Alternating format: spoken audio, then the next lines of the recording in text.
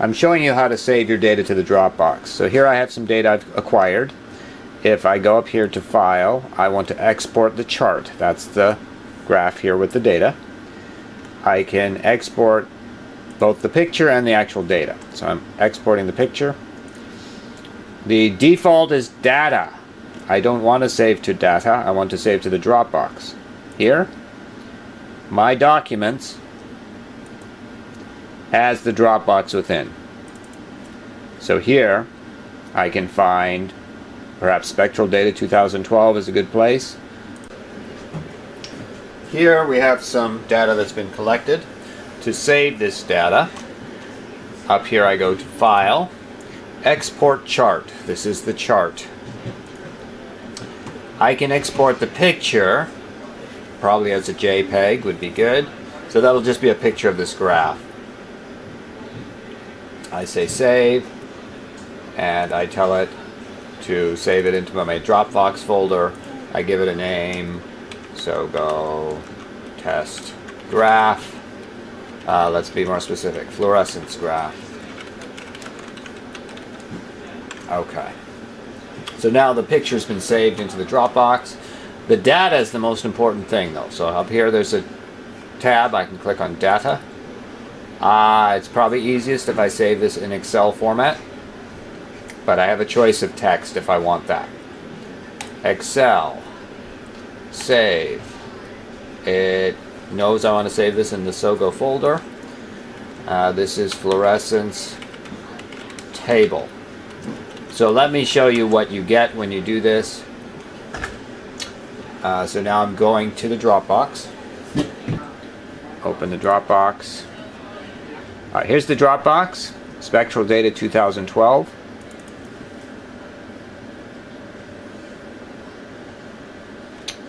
Here's where it should be. So I have a fluorescence table and I have the graph. The graph, you can see, is the graph. That's fine. I've saved a picture. The table is the more interesting part. So here are all the measurements of luminescence. 500 nanometers, 501 nanometers. Interesting. We have too much data here. Looks like we acquired data for every tenth of a nanometer. So we wanted just every nanometer. But anyway, there's all this data, but it just says X and Y. So I should type in what is truly X, and this is nanometers. And what is truly Y?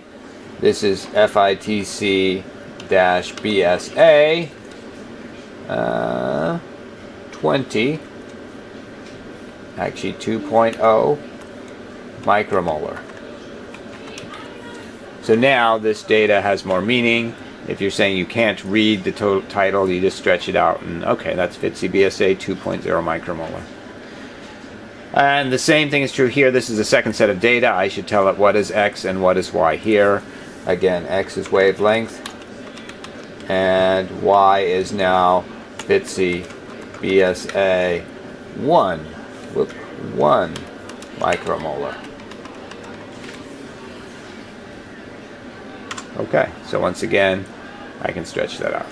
So there's all my data, and it's saved in the Dropbox. I'll save this again. Click it. Okay, cannot be saved in the current format. I will save it as an Excel workbook. Fluorescence table save. There we go. And now if I go back to the Dropbox and look at Spectral Data 2012, I now have the updated fluorescence table that has my proper labels and is good for data storage.